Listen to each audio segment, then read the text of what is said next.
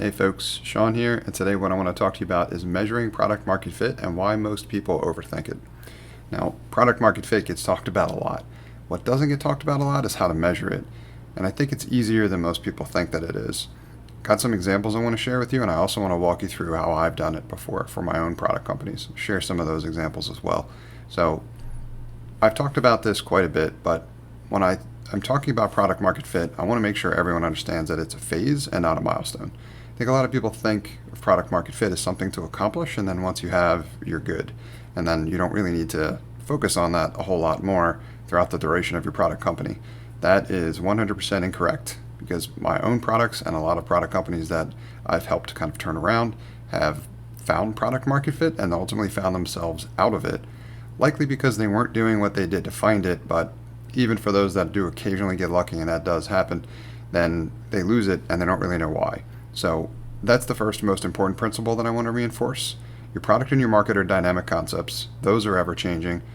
And in order to achieve product market fit, you need to get those two closely aligned enough to be within that phase. And then once you achieve it, you need to maintain it. So let's talk about how to measure it as well, also from two particular different dimensions.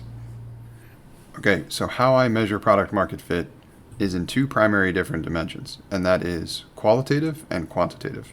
So from a qualitative perspective, what I'm looking for is strong, positive, emotional reactions when you're interacting with your customer about their experience with your product.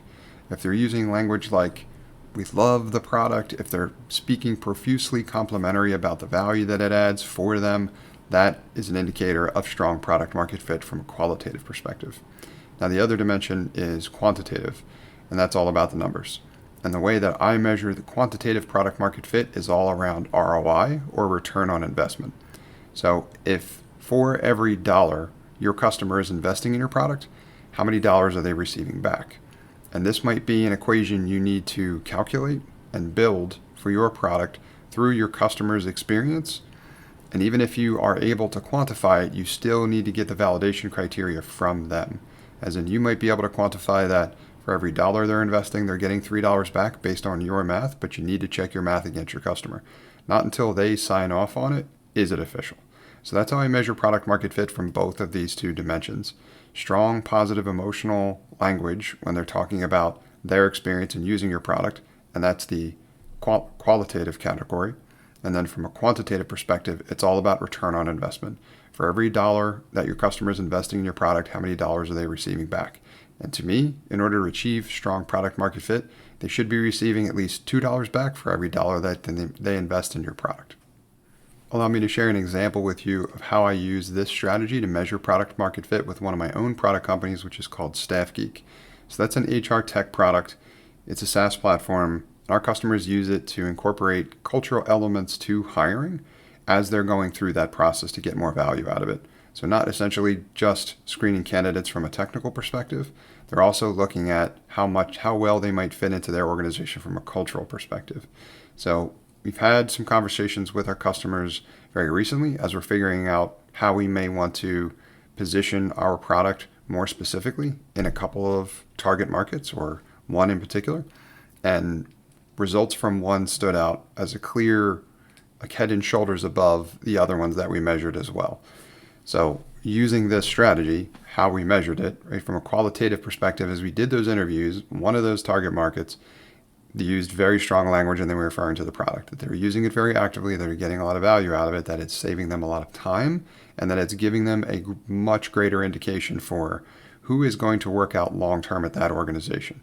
So it's giving them leading indicators in terms of, in the hiring process, who's more likely to work out long term, which ultimately then translates to the quantitative perspective in terms of saving them time and money, which means that they can invest, they don't need to invest as significantly in something like training and onboarding, which gets very expensive for new employees for a lot of companies.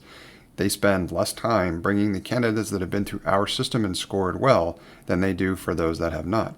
Also, the candidates that score well using our StaffGeek SaaS product, they stay longer than the ones that scored worse, meaning that the company can spend less when it comes to turnover, and they can increase their retention as well too.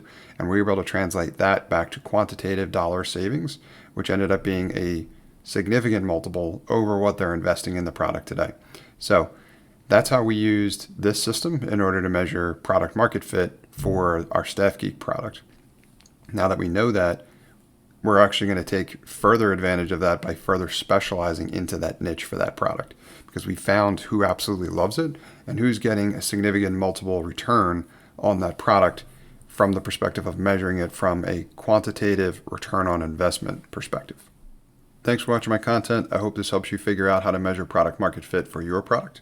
If you have any questions or any feedback for this, please leave a comment. I'd love to know more about whether or not you've been able to apply this for your own product, or what questions you have about how to apply it for your own product company.